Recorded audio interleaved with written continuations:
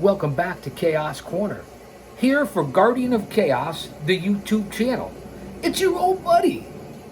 That's me, the GOC. Coming to you live to tape 25 feet below the surface of the earth. I'll say that to say this because I tell it like it is. Another special edition of story time here on the channel. I can't thank you guys enough for the over 20,000 fans that tuned in this week. Big shout out and recognition to my moderators, Austin Nance and the OTS Tribal Queen. I can't thank you guys and gals enough. Much love and respect in this insane world of 2024 and what's been going on in the political and real life arena over the last couple of days, couple of weeks, for that matter, the last several years. Stay mentally, emotionally, spiritually, and physically fit. That's the most important thing. Shout out to our Lord and Savior, Jesus Christ, because if he's for us, no one else can be against us. Sit back and relax. I just came out of another special edition of Storytime where we talked about the life and times of Jon Huber, aka Brodie Lee. Here, we delve right back into it, fans. So sit back and relax. Drop an elbow on that like button. Say something, go to the community page. One man, unique, unedited, unscripted, raw dog for you, the fans.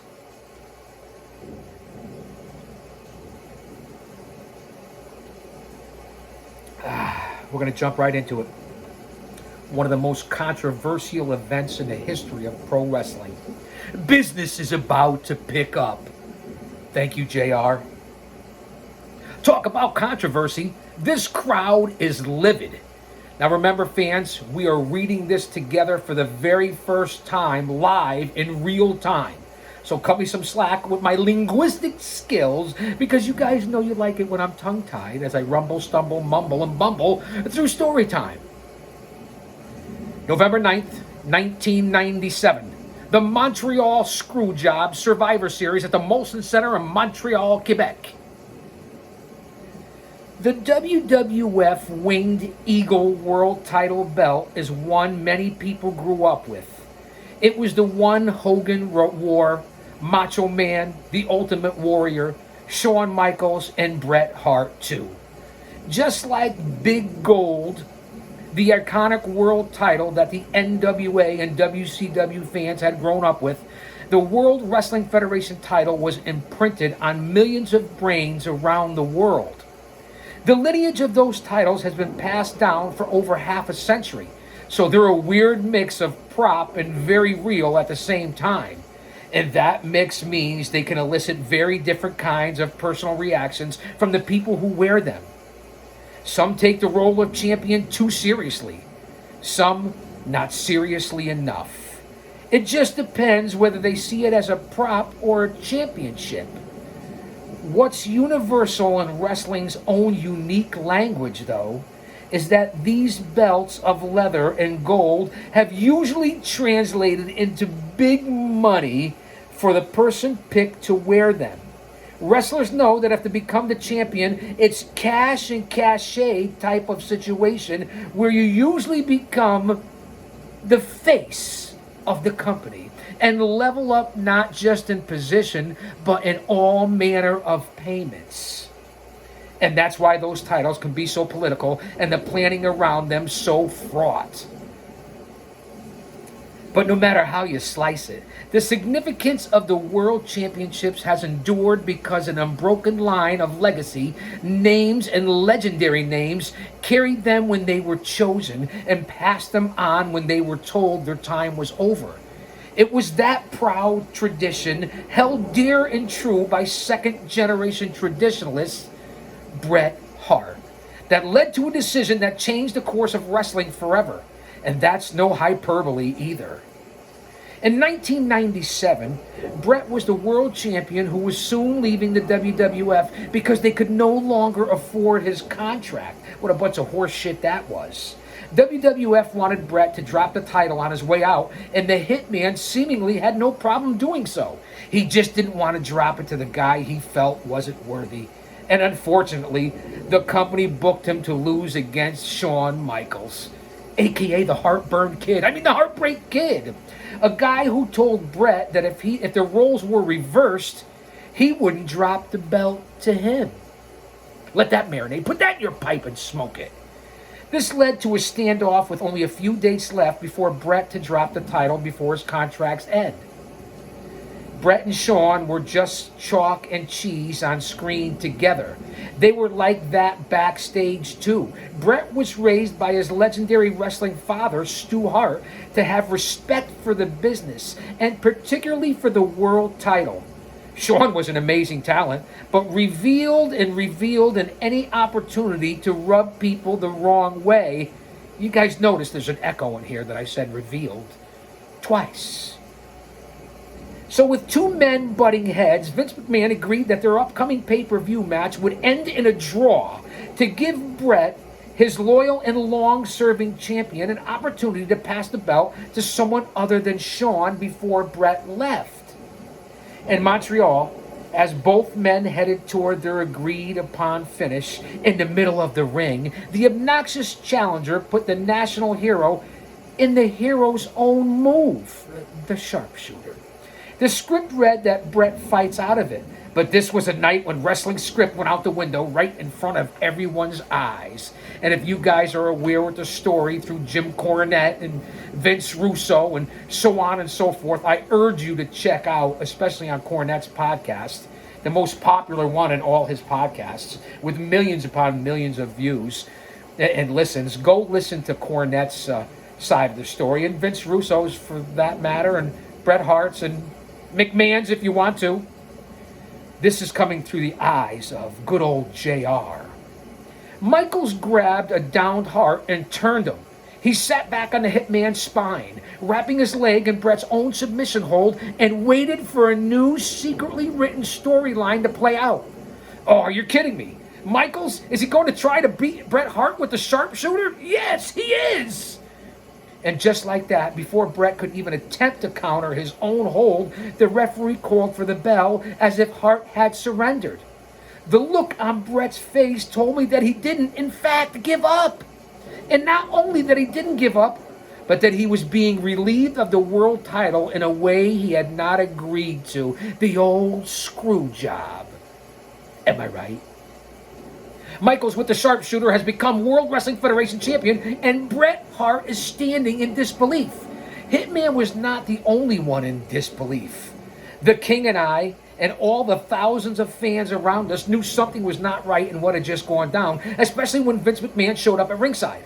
A rarity in those days. And as the camera truck moved from shot to shot of the building confusion and anger, chaos, if you will, pun intended, Vince's former world champion, now livid and aware of what just happened, spat in McMahon's face just before we went off the air. As Shawn got out of there was bedlam on both sides of the curtain.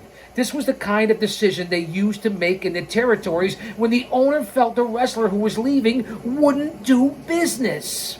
He'd send in a legit tough guy, a shooter, to beat the departing champion to ensure his title stayed in the territory. But here, Hart and McMahon had agreed that Bret would lose it before he left, just in a different place to a different guy. There was never any suggestion that Bret wouldn't do business, but the boss decided to screw him.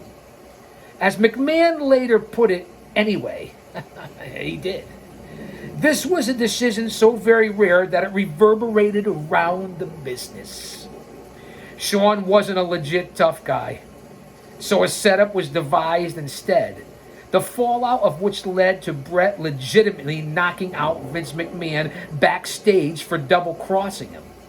And this is where the very real nature of professional wrestling intersected perfectly with its storytelling alter ego. On its face, there was a storyline being played out, but in reality, that storyline had very real effects on the whole business. It was the moment that gave rise to the Mr. McMahon character, a character that would help usher in the greatest era, in Jim Ross's opinion, that the company had ever seen. The Attitude Era, which, in my humble opinion, as I've stated previously on other shows here on Storytime, perhaps maybe the third golden era in the history of pro wrestling as we like to go back and refer to the original golden era as the advent in the 50s of TV, the old television, where wrestling was perhaps the most viewed sport live in the world. As a matter of fact, it was, especially here in the United States. And then we go into perhaps the explosion of the NWA in the 80s, even World Class Championship Wrestling, but then the advent and the invention of Hulkamania Rock and Wrestling, middle 80s, early to mid 80s, late 80s, perhaps the second golden era of pro wrestling, in my opinion. Then you can go on to the Attitude Era, the Montreal Screwjob, Stone Cold Steve Austin, and the Vince McMahon character, the Monday Night Wars, WCW Nitro, and Raw's War. Is perhaps maybe that time of another golden era in pro wrestling. For the last 20 years, let's be honest, it's really changed a lot and at times almost unwatchable. Just my opinion. I give you the good, the bad, and the ugly here on Story Time. Let's get back to the task at hand. Focus, Chaos, focus. And this was where the very real, I already said that, the moment that gave rise to the Attitude Era. As I repeat here, we read this for the first time. Remember what I said at the beginning of the show? After Vince screwed Bret live on pay-per-view, he went on Raw and blamed Bret for it with the now iconic phrase, "I didn't screw Bret. Bret screwed Bret." Fans hated Vince's attitude toward their beloved Hitman. But that negative reaction to McMahon's callous approach just made the path to him stepping in front of the cameras full time easier. How about that? After all, the promoter and Vince felt that if the fans who love Bret all around the world might boo him for this anyway, going forward, then why not turn the reaction into box office receipts? McMahon's an asshole, but he's certainly a genius. I'm just telling you. At the time, Montreal felt monumental in terms of the day-to-day approach to my job as head of talent relations. I remember that, JR, because I sent you multiple promo tapes. Do you remember, JR? Because if you don't, I'm reminding you right now because I know you'll be watching this. I've been reviewing your book here for weeks, good old JR. I appreciate you at least getting back to me and taking my phone calls in Stamford. True stories. That's why you're here. The relatability of my in-ring career, what I did for over 30 years as a pro wrestling manager, including today's current industry and how it relates. I'm no better than anyone else, but this is the most unique channel in the IWC. Hands down. Just my opinion. I had to first convince the roster that I didn't know that a man as respected as I'd ever encountered in our business was going to be screwed. And then I had to convince them that do business the right way, even though they just seen their boss do it in the wrong way, and that he wasn't going to do it for them in the future. Trust was rocked in a business that was powered on it. You can love or hate the person across from you, but when it comes down to it, you have to trust them with your body or the business doesn't work. And I say that all the time for those of you that never stepped in the fucking ring and never took a fucking bump, and I apologize for the cussing like I did. You're out here with your podcast, because this isn't a podcast, this is a show, talking about this, that, giving your views and opinions. You may know what you're talking about. But until you've stepped in the ring, have come out in front of a live audience and took the fucking bumps and been a part of this industry, this business, how could you really know? I'm calling it like I see it. Whether you like it or not, you could turn the fucking channel. I'm just giving it to you raw dog. It was also that moment that had very real effects on Bret's life, Shawn's life, and I'm sure Vince's life too. Bret found himself in a dark place after this, even more so when his beloved brother, Owen, died shortly afterward in a WWF ring after falling during an entrance from the rafters of the Kemper Arena. Shawn tried for years to tell people he didn't know the referee was going to call the match, but he was booed mercilessly in arenas all over Canada for most of his career, before admitting later on, here's the caveat, after he became a born-again Christian, that he'd been in on it. So that answers your question here on Chaos Corner. Just remember, for every question, there's an answer. And for every answer, there's a question. In order to get respect, you have to start with respecting yourself. Once you do that, you open other people's minds to respecting you. Each of these men, plus referee Earl Hebner, would be defined by that moment where the script was thrown out the window for the rest of their careers. And it was all because of a prop. A prop that was very real for the boss who owned it and the wrestler who proudly wore it. And what I'm not covering here, and JR's not covering here on Storytime, is the whole meetings beforehand. The night before in Montreal with the production team, the writing team, whatever you want to call them. The meetings leading in prior with McMahon, Cornette, Russo, Pritchard, especially from Cornette's viewpoint. Seek it out. I can't thank you guys enough for being here. A brief synopsis of the Montreal Screwjob. Here on the 50 Greatest Calls. Business is about to pick up. I'll say that to say this, because I tell it like it is. Don't you dare miss it. Oh, come on back, man. Come on back. I got more stories to tell. What?